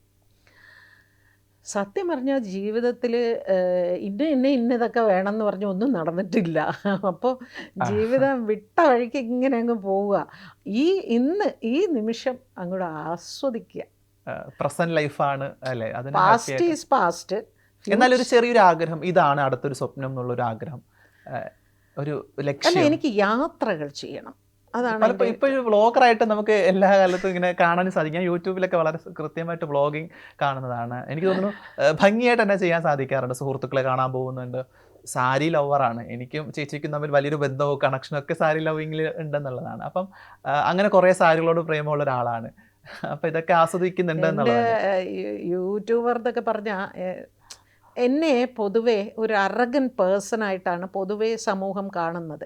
ഇപ്പോൾ എയർപോർട്ടിലോ റെയിൽവേ സ്റ്റേഷനിലോ എവിടെയെങ്കിലുമൊക്കെ വെച്ച് കാണുമ്പോൾ ഇവരുടെ അടുത്ത് പോയി സംസാരിച്ചാൽ ഇവർ ദേഷ്യപ്പെടുമോ, എന്നിട്ട് പേടിയാണ് മാഡത്തിനോട്. അപ്പോൾ എന്തോ ഇവരൊക്കെ വിചാരിച്ച് വെച്ചിരിക്കണേ ഞാൻ ഈ ചാനൽ ചർച്ചയിൽ ഡിബേറ്റിൽ കിടന്ന് ഷൗട്ട് ചെയ്യുമല്ലോ. പക്ഷേ ഇത് കാണുന്ന ന്യൂസ് 18 പ്രേക്ഷകരോട് എനിക്കൊരു കാര്യം പറയാനുള്ളത്, വളരെ സോഫ്റ്റാണ്. ഒരു പക്ഷേ എനിക്ക് തന്നെ പലപ്പോഴും തോന്നിയിട്ടുണ്ട് എന്നേക്കാൾ ചെറുപ്പമായിട്ടുള്ള ഒരു വ്യക്തിയുടെ അടുത്ത് ഞാൻ സംസാരിക്കുന്നത് പോലെ. വളരെ കൂളാണ്. നിങ്ങൾ അടുത്ത് വന്നിരുന്ന് സംസാരിക്കുമ്പോഴോ സെൽഫി എടുക്കട്ടെ ചോദിക്കുമ്പോഴോ സ്നേഹത്തോടു കൂടിയുള്ള മറുപടി നിങ്ങൾക്ക് പ്രതീക്ഷിക്കാം എന്നുള്ളതാണല്ലേ. അപ്പോൾ എനിക്ക് തോന്നി ഈ എൻ്റെ അസോസിയേഷനിൽ, എൻ്റെ ഡബ്ബിങ് അസോസിയേഷനിൽ ഡബ്ബിങ് ആർട്ടിസ്റ്റുകൾക്കൊക്കെ ഭയങ്കര പേടിയാണ് എന്നെ. എന്ന് വെച്ചാൽ ഈ ഡബ്ബിങ് തിയേറ്ററിൽ ഒരു സർപ്രൈസ് വിസിറ്റ് നടത്തും ഞാൻ. എന്നിട്ട് ഞാൻ ഒളിഞ്ഞിരുന്ന് ഇവരെങ്ങനെയാണ് ഡബ്ബിങ് തിയേറ്ററിൽ ബിഹേവ് ചെയ്യുന്നത് എന്ന് നോക്കും. അപ്പോൾ അവർ ചിലപ്പോൾ ആരെങ്കിലുമൊക്കെ സ്ക്രീനിൽ കണ്ട് പരിഹസിക്കുകയാണെങ്കിൽ ഞാൻ സഡനായിട്ട് തിയേറ്ററിൽ കയറിയിട്ട് ഞാൻ അവരെ വോൺ ചെയ്യും, ഫോൺ ഓഫ് ചെയ്ത് വയ്ക്കുക, അങ്ങനെ ഇങ്ങനെയൊക്കെ വലിയ പ്രിൻസിപ്പളിനമാരിങ്ങനെ ബഹളം ഉണ്ടാക്കും. അപ്പോൾ ഡബ്ബിങ് ആർട്ടിസ്റ്റുകൾക്ക് അവർ പറയും ഇതേ വരുന്ന രാക്ഷസി എന്നിങ്ങനെ പറയുമായിരുന്നു. അപ്പം കുറേ കഴിഞ്ഞപ്പോൾ എനിക്ക് തോന്നി അങ്ങനെയല്ല അവരോട് ഞാൻ ബിഹേവ് ചെയ്യേണ്ടത്. അപ്പം ഞാൻ പലരെയും കാണുമ്പോൾ ഞാൻ ഹഗ് ചെയ്യാനും ചിരിക്കാനും ഇടയ്ക്ക് വല്ലപ്പോഴൊക്കെ വിളിക്കാനും ഇപ്പോൾ അയ്യോ ബാക്കി ചിത്ര പാവമാണോ എന്ന് ചോദിക്കാൻ തുടങ്ങി. എന്ന് പറഞ്ഞ മാതിരി ഞാൻ കുക്ക് ചെയ്യും, ഞാൻ വീടടിച്ച് വാരും, ഞാൻ പിന്നെ കരയും, എനിക്ക് തോന്നുമ്പോൾ ഞാൻ കരയും, ഞാൻ കുക്ക് ചെയ്യും. ഇങ്ങനത്തെ കാര്യങ്ങൾ ഞാൻ എൻ്റെ കയ്യിൽ ഇത്രയും ഇതൊക്കെ കാണുമ്പോൾ ഞാൻ കുറേ കൂടി അവരുമായിട്ട് ഞാൻ അടുക്കുകയാണ് എന്നൊരു തോന്നൽ അവർക്ക് വരുമല്ലോ. എന്തിനാപ്പം അങ്ങനെ തോന്നൽ വരുത്തേണ്ടതെന്ന് ചോദിച്ചാൽ ഒന്നിനുമല്ല. ഞാനൊരു നിങ്ങൾക്ക് ഈസി ആയിട്ട് എന്നോട് സംസാരിക്കാം എന്ന് പറയുന്നൊരു ഫ്രണ്ട്ലി വേ ആണ് ഞാൻ ഈ യൂട്യൂബിൽ കൂടി. അല്ലാതെ പലരും നമുക്കറിയാം സിനിമയിലുള്ള പലരും യൂട്യൂബ് തുടങ്ങിയിട്ട് എന്തൊക്കെ കഥകളാണ് ഇവിടെ പറഞ്ഞുകൊണ്ടിരിക്കുന്നതെന്ന്. എനിക്കതിൽ യാതൊരു താല്പര്യമില്ല. യൂട്യൂബറായിട്ട് അറിയപ്പെടാൻ തീർച്ചയായിട്ടും താല്പര്യമില്ല. യൂട്യൂബർ എന്ന് പറയുന്നതിനോട് എനിക്ക് യാതൊരു താല്പര്യം. എനിക്ക് അയ്യോ ഭാഗ്യേച്ചി ഇപ്പം എന്നെ കാണുന്നവരൊക്കെ ഈ ഇതിൽ കമൻറ്റ് താഴെ വരും പറയും, ഇപ്പം കുറച്ച് ദിവസമായിട്ട് ഭാഗ്യേച്ചി നമ്മുടെ ഒരു ഫ്രണ്ടാണെന്നൊരു അത്രയേ ഉള്ളൂ. അതാണ് എൻ്റെ ആവശ്യം. അത് ഒരു മാസം കൊണ്ട് അത് കിട്ടി എന്നുള്ളതാണ്. എനിക്ക് ഒരുപാട് വളരെ ചുരുങ്ങിയ സമയം കൊണ്ടാണല്ലോ കുറച്ചധികം സബ്സ്ക്രൈബേഴ്സ് ഉണ്ട്. പിന്നെ കാണുന്ന വീഡിയോസിലൊക്കെ തന്നെ അത്യാവശ്യം എൻഗേജ്ഡ് ആക്കാൻ വളരെ കൃത്യമായിട്ട് പഠിച്ചു എന്നുള്ളതാണ് ഞാൻ മനസ്സിലാക്കുന്നത്. അതെങ്ങനെ കൃത്യമായിട്ട് യൂട്യൂബ് കാണുന്ന ഒരാളായിരുന്നു എന്നാണ് അല്ലേ? അല്ലല്ല, ഞാൻ കുറേ നാളുകളായിട്ട് പലരും എന്നോട് പറഞ്ഞു ചേച്ചി ഒരു യൂട്യൂബ് ചാനൽ തുടങ്ങിയാൽ നന്നായിരിക്കുന്നത്. അപ്പം ഞാൻ പറയും അയ്യോ എനിക്ക് പേടിയാണ്, കാരണം അതിന് താഴെ വന്ന് വായ തോന്നുന്നൊക്കെ തെറി വിളിക്കുമല്ലോ. അത് പക്ഷേ എനിക്ക് തോന്നുന്നില്ല. ഞാൻ യൂട്യൂബിന്റെ കമന്റുകളൊന്ന് പരിശോധിച്ചപ്പോൾ വളരെ സ്നേഹത്തോടുകൂടിയുള്ള ആൾക്കാരുടെ മറുപടി കാണാനുണ്ട്. ഇത്രയും സിമ്പിൾ ആയിരുന്നു. ഒരു കാര്യം ശ്രദ്ധിച്ചിട്ടുണ്ടോ? എല്ലാ സ്ത്രീകളായിരിക്കും. യെസ്, അതും ഞാൻ ശ്രദ്ധിച്ചായിരുന്നു. എല്ലാ സ്ത്രീകളാണ് ചേച്ചിയെ ഭയങ്കര ഇഷ്ടമാണ്, എനിക്ക് നിങ്ങളെ വലിയ ഇഷ്ടമാണ്, ഞാൻ നിങ്ങളുടെ പുസ്തകം വായിച്ചിട്ടുണ്ട്, നിങ്ങളുടെ ശബ്ദം, ഇതെല്ലാം പറയുന്ന സ്ത്രീകളാണ്. വളരെ അപൂർവമായിട്ടേ പുരുഷന്മാരത് പറയുന്നുള്ളൂ. അത് ഇതിൻ്റെ ഇടയ്ക്ക് ചില പുരുഷന്മാർ വന്ന് ഒരു പറഞ്ഞപ്പോഴാണ് മറ്റൊരു കാര്യം എന്നുള്ളത്. പൊതുവേ ഇത്തരം സ്ത്രീകൾ കമന്റ് ഇടാൻ തയ്യാറാകുന്നത് വളരെ കുറവാണെന്നുള്ളതാണ്. കാരണം എപ്പോഴും എല്ലാ കാലത്തും ഇപ്പം ഞാനൊരു വ്ളോഗറാണ്, അപ്പം ഞാൻ യൂട്യൂബിൽ എനിക്ക് എപ്പോഴും വരുന്നത് കമന്റ് പുരുഷന്മാരുടെ ആണെങ്കിൽ അവർ ആക്രമിച്ചുകൊണ്ടുള്ള കമന്റുകളായിരിക്കും. സ്ത്രീകളുടെ എണ്ണം വളരെ കുറവായിരിക്കും. ആ ഇടത്താണ് ഭാഗ്യലക്ഷ്മി ചേച്ചിയുടെ വ്ളോഗിൻ്റെ അകത്ത് സ്ത്രീകൾ വന്ന് ധൈര്യത്തോടു കൂടി കമന്റ് ഇടുക എന്നുള്ളത്, അല്ലെങ്കിൽ അവർ വന്ന് ഒരു എഫേർട്ട് എടുക്കുന്നുണ്ടെന്നുള്ളതാണ്. അപ്പം അത് മാത്രമല്ല ഈ കമന്റ് ഇടുന്ന സ്ത്രീകൾ എങ്ങനെയൊക്കെ നമ്പർ തപ്പിപ്പിടിച്ച് വാട്സപ്പിൽ വന്നിട്ട് വോയിസ് നോട്ട് ഇടുന്നുണ്ട് എനിക്ക്. ഞാനിങ്ങനെ യൂട്യൂബ് കണ്ടിരുന്നു. ഇന്നലെ ഇന്ന് രാവിലെയാണ് ഞാനൊരു ഫ്രണ്ട്ഷിപ്പിനെ കുറിച്ചൊരു സാധനം ഇട്ടു. അപ്പോൾ അതിൽ ഞാൻ കുറച്ചൊന്ന് ഇമോഷണലായി, ഞാനൊന്ന് കരഞ്ഞു. അപ്പോൾ കുറേ പേര് ചേച്ചി കരയരുത്, ചേച്ചി വിഷമിക്കരുത്. എനിക്ക് അത്ഭുതം തോന്നി, ഇത്രയും സീരിയസ് ആയിട്ട് ഇത് ആൾക്കാർ എന്നെ ഇങ്ങനെ എന്തിനോ നമ്മളെ സ്നേഹിക്കുക, ഒരു പ്രതീക്ഷയും ഇല്ലാതെ സ്നേഹിക്കുന്ന ആൾക്കാരില്ലേ, അതാണ് കിട്ടിയിട്ടുള്ള ഏറ്റവും വലിയ ഭാഗ്യമായിട്ട് ഞാൻ കാണുന്നത് കേട്ടോ. തീർച്ചയായിട്ടും അതിങ്ങനെ കണ്ടിന്യൂ ചെയ്ത് പോകാൻ സാധിക്കട്ടെ എന്നുള്ളതാണ്. Thank you. മറ്റൊരു ചോദ്യം എന്നുള്ളത്, നമ്മുടെ ലൈഫിൻ്റെ ജേണിയിൽ പലരും ഒരു പക്ഷേ നമ്മൾക്ക് അന്നുണ്ടായിരുന്ന മനുഷ്യർ നമുക്കൊപ്പം ഇപ്പം ഉണ്ടാവണം എന്നില്ല. ചിലപ്പോൾ നമ്മുടെ തെറ്റുകൾ കൊണ്ടോ ഇല്ല അവരുടെ തെറ്റുകൾ കൊണ്ടോ നമ്മളൊരു പക്ഷേ പിരിഞ്ഞിരിക്കുകയാണ്. പ്രത്യേകിച്ച് സിനിമാ മേഖലയ്ക്കകത്ത് നിൽക്കുമ്പോൾ ഒരു കണ്ടിന്യൂസ് ഒരു സുഹൃത്തിനെ തുടർന്നു പോകുക എന്നുള്ളത് വലിയൊരു പ്രയാസമുള്ളൊരു കാര്യമാണ്. തിരിഞ്ഞു നോക്കുന്ന സമയത്ത് നഷ്ടപ്പെട്ടു പോയ ഏതെങ്കിലും ഒരു സൗഹൃദം ഒന്നും കൂടി റീസ്റ്റാർട്ട് ചെയ്യണമെന്ന് ആഗ്രഹിക്കുന്നുണ്ടെങ്കിൽ അത് ആരാണ്, അല്ലെങ്കിൽ എന്തുകൊണ്ടായിരുന്നു അന്ന് അത് നഷ്ടപ്പെടുത്താനുള്ള കാരണം ഉണ്ടായത്? അങ്ങനെ ആരെങ്കിലും ഉണ്ടോ ലൈഫിൻ്റെ അകത്ത്? ഇല്ല. അപ്പം നോക്കുമ്പോൾ അന്നുണ്ടായിരുന്ന ആൾക്കാർ ഇപ്പോൾ ഒപ്പം ഉണ്ടെന്നാണോ, അതോ അത് അവസാനിപ്പിച്ചത് നന്നായി എന്ന് തോന്നുന്നു? തീർച്ചയായും ഏറ്റവും ആത്മാർത്ഥമായൊരു സുഹൃത്തുണ്ടായിരുന്നു. പക്ഷേ കാലക്രമേണ മനസ്സിലായി അത് മാറിയത് നന്നായി എന്ന് എനിക്ക് തോന്നുന്നു. അത് നഷ്ടപ്പെട്ടതിൽ എനിക്ക് യാതൊരു ദുഃഖവുമില്ല. നമ്മളെ മനസ്സിലാക്കാതെ പോവുക എന്നുള്ളതിനേക്കാൾ നമുക്ക് പതുക്കെ ഓരോന്നും നമുക്ക് മനസ്സിലാകാൻ തുടങ്ങും, എന്തുകൊണ്ടാണ് നമ്മളിൽ നിന്ന് അകന്നു പോയത് എന്ന്. ആ ഒരു റിയാലിറ്റി മനസ്സിലാകുമ്പോൾ നന്നായി ഒരു തരത്തിൽ ആ ഫ്രണ്ട്ഷിപ്പ് ഇല്ലാതെ പോയത് എന്ന് എനിക്ക് തോന്നുന്നുണ്ട്. എനിക്ക് യാതൊരു നഷ്ടബോധവും ഇല്ല. തീർച്ചയായിട്ടും. ഓക്കെ. അപ്പം ജീവിതത്തിൻ്റെ വലിയൊരു കാലഘട്ടം ഇപ്പം കുട്ടികൾക്കും അല്ലെങ്കിൽ മക്കൾക്കൊക്കെ വേണ്ടിയിട്ടൊക്കെ കഴിഞ്ഞ ഒരു വ്യക്തിയാണ്. ഒരു പക്ഷേ ഒരു അമ്മയുടെ സ്ഥാനം വളരെ കൃത്യമായി തന്നെ ഭംഗിയായിട്ടൊക്കെ തന്നെ കണ്ടിന്യൂ ചെയ്ത ഒരാളാണ്. ഇപ്പം എനിക്ക് തോന്നുന്നു 15ാമത്തെ വയസ്സിൽ മകനാണ് പറയുന്നത് അമ്മയുടെ സമയം കണ്ടെത്തി ജീവിക്കാൻ ശ്രമിക്കുക എന്നുള്ളത്. ആ പറഞ്ഞ അതിനുള്ള ചോദ്യത്തിനൊരു ഉത്തരത്തിൽ തന്നെയാണ് ഇപ്പോൾ എത്തി നിൽക്കുന്നത്. സമയം കണ്ടെത്തി എൻ്റെ ആവശ്യങ്ങൾ നടത്തി, അങ്ങനെ തന്നെയാണ് ജീവിതം കണ്ടിന്യൂ ചെയ്യുന്നത്. തീർച്ചയായിട്ടും രണ്ടുപേരും നിരന്തരം എന്നെ തിരുത്തിക്കൊണ്ടിരിക്കുന്നുണ്ട്. പക്ഷെ അങ്ങനത്തെ ഒരു മക്കളെ കിട്ടിയതൊരു ഭാഗ്യമായിട്ട്. തീർച്ചയായിട്ടും അവർ ഏറ്റവും അധികം അവർ എൻ്റെ മിസ്റ്റേക്സ് എനിക്ക് ഒരുപാട് മിസ്റ്റേക്സ് ഉണ്ട് എന്നുള്ളത് ഒരു റിയലൈസേഷൻ തന്നത് അവർ തന്നെയാണ്. ഫോർ എക്സാമ്പിൾ, ഇപ്പോൾ ഒരു ഡ്രൈവ് ചെയ്യുന്ന സമയത്ത് കുറേ വർഷങ്ങൾക്ക് മുമ്പ് ഞാൻ സീറ്റ് ബെൽറ്റ് ഇടാതെ ഡ്രൈവ് ചെയ്തു. അപ്പം വഴിയിൽ പോലീസ് പിടിച്ച് ഫൈൻ അടയ്ക്കേണ്ടി വന്നു. അപ്പം ഞാൻ പറഞ്ഞു, ഞാൻ വെറുതെ പറഞ്ഞു ഞാനാണെന്ന് അറിയുമ്പോൾ അവർ വെറുതെ വിടും എന്ന് പറഞ്ഞു ഞാൻ. അപ്പം മോൻ പറഞ്ഞു അങ്ങനെ പറയരുത് അമ്മ, അങ്ങനെ പറയരുതമ്മ. അമ്മ സമൂഹത്തിനോട് സംസാരിക്കുന്ന ഒരു വ്യക്തിയാണ്. അതുകൊണ്ട് അമ്മ റൂൾ റൂൾസ് വയലേറ്റ് ചെയ്യരുത്, അമ്മ റൂൾസ് ഒബേ ചെയ്യണം. അപ്പോഴാണ് അമ്മ പറയുന്നത് തന്നെയാണ് അമ്മ ജീവിച്ച് കാണിക്കുന്നത് എന്ന് സമൂഹത്തിന് ബോധ്യം വരുള്ളൂ. അങ്ങനെ എന്നെ പറഞ്ഞ് അങ്ങനെ എല്ലാ കാര്യത്തിലും ചിലപ്പോൾ നമ്മൾ കുറച്ച് ഓവർ ഫ്രാങ്ക്നെസ് കൊണ്ട് ചിലപ്പോൾ അങ്ങോട്ടും ഇങ്ങോട്ടും എന്തെങ്കിലുമൊക്കെ പറഞ്ഞു പറയും. അല്ലാതെ മറ്റൊരാളോടാണ് അമ്മ പറയുന്നത്, അതുകൊണ്ട് അമ്മ അത് അവർക്ക് വേദന ഉണ്ടാവും. പക്ഷേ അവർ വേദന കാണിച്ചാൽ അമ്മ ചിലപ്പോൾ ആ സൗഹൃദം അവസാനിപ്പിക്കുമോ എന്ന് പേടിച്ചിട്ടാണ് അവർ ചിലപ്പോൾ അവരുടെ വേദന പുറത്ത് കാണിക്കാത്തത്. അപ്പം അമ്മ അത് അങ്ങനത്തെ കാര്യങ്ങൾ പറഞ്ഞു തരും. അതുപോലെ ഓരോ കാര്യം ഇപ്പം വളരെ പ്രധാനപ്പെട്ട ഒരു കാര്യം പറയും. ഇപ്പോൾ അതിജീവിതയുടെ വിധി വന്ന സമയത്ത് ഞാൻ വളരെ ഇമോഷണലായിട്ട് ഞാൻ ചാനലിൽ സംസാരിക്കുന്നത്. അപ്പോൾ എൻ്റെ 2 കുട്ടികളും എൻ്റെ അടുത്ത് പറഞ്ഞൊരു കാര്യം, ഈ മനസ്സിൻ്റെ ഉള്ളിലേക്ക് എടുക്കരുത്. എന്തിനാണ് അങ്ങനെ എടുക്കുന്നത്? അപ്പോൾ സമൂഹത്തിന് വേണ്ടിയാണ് അമ്മ ഈ സംസാരിക്കുന്നത്. അപ്പോൾ ആ വിഷയമായി കണ്ടുകൊണ്ട് സംസാരിക്കണം. അതിനപ്പുറം ഒന്നിനെയും ഒരു പെയിനായിട്ട് ഉള്ളിലേക്ക് എടുക്കരുത്. അങ്ങനെ പെയിനായിട്ട് എടുത്ത് കഴിയുമ്പോൾ അമ്മയ്ക്ക് അതിലുള്ള നേരും സത്യവും അസത്യവും തിരിച്ചറിയാൻ ഭയങ്കര ബുദ്ധിമുട്ടാവും. അങ്ങനെ അമ്മ ചെയ്യരുത്. അമ്മ പറയാനുള്ളത് ചാനലിലിരുന്ന് അമ്മയ്ക്ക് ഇമോഷണലാകാതെ സംസാരിക്കാൻ പറ്റുന്നില്ലെങ്കിൽ പോകരുത്. അമ്മ അവിടെ പോകരുത്. അമ്മയ്ക്ക് ദേഷ്യം വരുമ്പോൾ അമ്മ ഭയങ്കരമായിട്ട് ഷൗട്ട് ചെയ്യുന്നു, സങ്കടം വരുമ്പോൾ അമ്മ കണ്ണ് നിറയുന്നു, കരയുന്നു. എന്തിനാണ് ഇതെല്ലാം ഇങ്ങനെ പേഴ്സണലി എടുക്കുന്നത്? അങ്ങനത്തെ ഓരോ കാര്യങ്ങളും എന്നെ നിരന്തരം പഠിപ്പിച്ചുകൊണ്ടിരിക്കുന്നത് മക്കളാണ്. അതാണ് എനിക്ക് എൻ്റെ മക്കളോടുള്ള ഏറ്റവും വലിയ ബഹുമാനം. എനിക്ക് അവരോട് അത് തന്നെയാണ്. അങ്ങനെ അതെ, അവർ ഈ കാലഘട്ടത്തിന് അപ്പുറത്തേക്ക് മുൻപ് തന്നെ ഇതിനെപ്പറ്റി സംസാരിച്ചു എന്ന് പറയുമ്പോൾ തന്നെ ഒരുപക്ഷെ നമുക്ക് ഇത്തരം പുരോഗമന ചിന്തകളൊക്കെ ഉണ്ടാവുന്നത് ഈ കാലഘട്ടത്തിൽ ഈ ജീവിച്ചതിൻ്റെ ഫലമായിരിക്കും. പക്ഷെ 15-ാമത്തെ വയസ്സിൽ എന്നൊക്കെ പറയുമ്പോൾ അന്ന് അതിനെപ്പറ്റി അവർ ചിന്തിക്കണമെങ്കിൽ അവർ അത്രയും വ്യാപ്തമുള്ള മനസ്സിൻ്റെ ഉടമകളാണെന്നുള്ളതാണ്. ഞാൻ ഭയങ്കരമായിട്ട് WCCക്ക് എതിരെയൊക്കെ സംസാരിക്കുമ്പോൾ എൻ്റെ വീട്ടിൽ 3 പേര് WCCയോടൊപ്പമാണ്. അത് പറഞ്ഞപ്പോൾ ഒരു ചോദ്യം കൂടി ചോദിക്കുകയാണ്. ഇപ്പോൾ അമ്മ എന്ന സംഘടനയിൽ നിന്ന് പിരിഞ്ഞുപോയ കുറച്ച് മനുഷ്യർ ചേർന്ന് WCC സംഘടന ഉണ്ടാക്കുന്നു.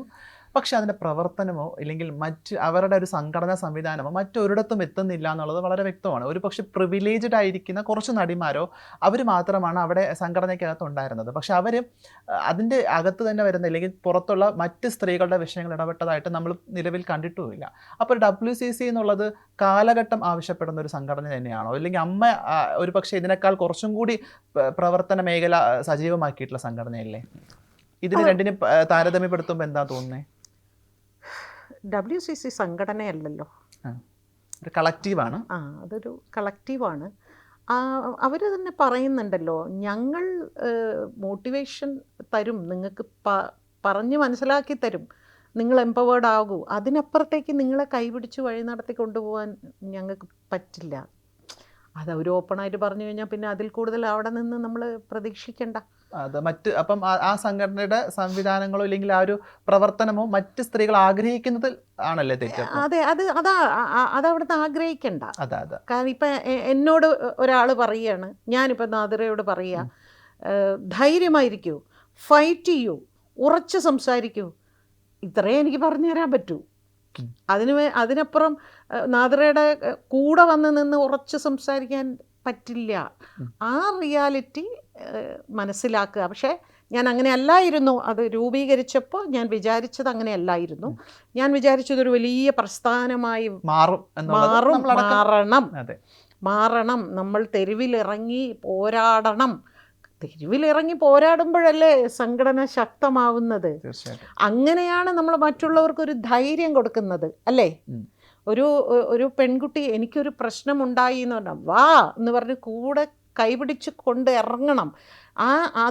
അല്ലാതെ നമ്മളൊരു ഫേസ്ബുക്കിൽ ഒരു 2 വരി എഴുതിയത് കൊണ്ടോ അല്ലെങ്കിൽ എവിടെയെങ്കിലും മൈക്കിൽ കൂടി നടത്തിയത് കൊണ്ടോ ഒന്നും ഒരു കാര്യമില്ല, നീതി കിട്ടണം എന്നില്ല. ഇല്ല. അപ്പോൾ അതാണ് അവർ തന്നെ ഓപ്പണായിട്ട് പറഞ്ഞ സ്ഥിതിക്ക് ഇപ്പം എനിക്ക് അതിനെക്കുറിച്ച് വലിയ പ്രതീക്ഷയൊന്നും ഇല്ല. മാത്രമല്ല അവരുടെ ഒരു പ്രവർത്തന രീതി നോക്കിക്കഴിഞ്ഞാൽ തന്നെ വളരെ പ്രിവിലേജ്ഡ് ആയിരിക്കുന്ന കുറച്ച് മനുഷ്യരുടെ വിഷയങ്ങളിൽ മാത്രം ഇടപെട്ട് അത് അവസാനിപ്പിക്കുന്നുണ്ട്. അവരെല്ലാവരും റെഡ് കാർപ്പറ്റിൽ നടക്കുന്നവരാണ്. തീർച്ചയായിട്ടും അങ്ങനെ ഒരു എനിക്ക് ഒരുപക്ഷെ ഞാനും ഭാഗ്യലക്ഷ്മി അടക്കം ഇതിൻ്റെ തുടക്ക സമയത്ത് നമ്മൾ കണ്ടിരുന്നതും ഒരുപക്ഷെ അവരുടെ പ്രവർത്തന രീതികളൊക്കെ തന്നെ വ്യാപിക്കപ്പെട്ടില്ലെങ്കിൽ സ്ത്രീകളുടെ എല്ലാ വിഷയങ്ങളും പോട്ടെ, സിനിമാ മേഖലയിൽ പ്രവർത്തിക്കുന്ന സ്ത്രീകളുടെ വിഷയങ്ങൾ കുറഞ്ഞത് അവർ പരിഹരിക്കും ഇല്ലെങ്കിൽ അതിൻ്റെ പ്രവർത്തനങ്ങളിലൊക്കെ നോക്കി കാണും എന്നുള്ളത്. എനിക്കൊരു ആഗ്രഹം ഉണ്ടായിരുന്നു, അതിജീവിതയുടെ വിധി പറയുന്ന ദിവസം എല്ലാവരും അവളോടൊപ്പം നിൽക്കണം എന്ന് എനിക്കൊരാഗ്രഹം ഉണ്ടായിരുന്നു. എന്നുവെച്ചാൽ വാക്കുകൊണ്ടല്ല, നമ്മൾ അവിടെ അവളുടെ അടുത്ത്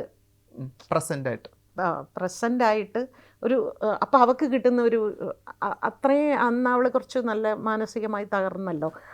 വളരെ ചുരുക്കം സുഹൃത്തുക്കൾ, ചേച്ചി അടക്കമുള്ള വളരെ ചുരുക്കം ആളുകളാണ് അന്ന് കൂടെ ഉണ്ടായിരുന്നത്.